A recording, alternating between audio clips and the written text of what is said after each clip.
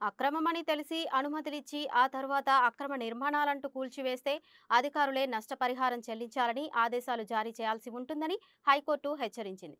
అలాంటి అధికారులపై క్రిమినల్ కేసులు నమోదు చేయాలని ప్రస్తుతం ఆదేశాలు జారీ చేశామని, ఇకపై అక్రమ నిర్మాణాల కూల్చివేతల వ్యవహారంలో వాటికి అనుమతులిచ్చిన అధికారుల ఆస్తుల జప్తునకు ఆదేశాలు జారీ చేయాల్సి ఉంటుందని వ్యాఖ్యానించింది. రంగారెడ్డి జిల్లా శంషాబాద్ మండలం నరకుడ గ్రామంలోని మంగర్షికుంట ఎఫ్టీఎల్ బఫర్ జోన్ పరిధిలో ఉన్న నిర్మాణాలను తొలగించాలంటూ ఇరిగేషన్ అధికారులు ఇచ్చిన నోటీసులను సవాలు చేస్తూ సచిన్ జైస్వాల్ మరో ఇద్దరు హైకోర్టులో పిటిషన్ దాఖలు చేశారు.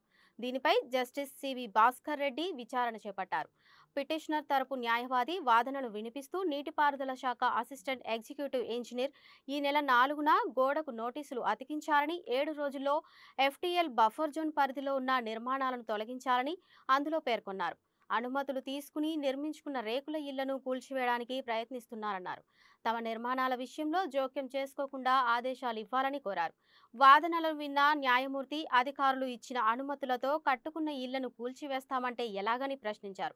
బఫర్ జోన్ ఎఫ్టీఎల్ పరిధి ఎంతవరకో స్పష్టత ఉంటుందని, ఇరిగేషన్, మున్సిపల్, పంచాయతీ అధికారులు జీవో 168 ప్రకారం అనుమతులను ఎందుకు ఇవ్వరని ప్రశ్నించారు.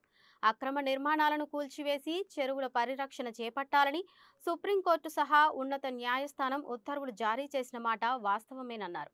అలాగని నిబంధనలను ఉల్లంఘించరాదన్నారు.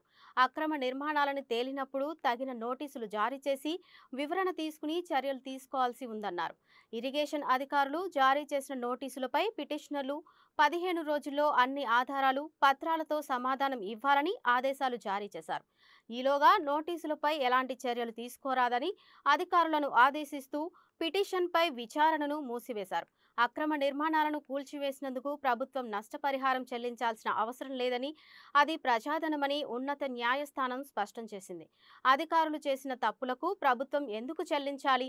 దాన్ని అధికారుల నుంచే రాబట్టాలి. వారి ఆస్తులను జప్తు చేస్తే తాతలు కనిపిస్తారు. చెరువులు, కుంటలు వంటి జలవనరుల్లో నిర్మాణాలకు అనుమతులు ఎలా మంజూరు చేస్తారు?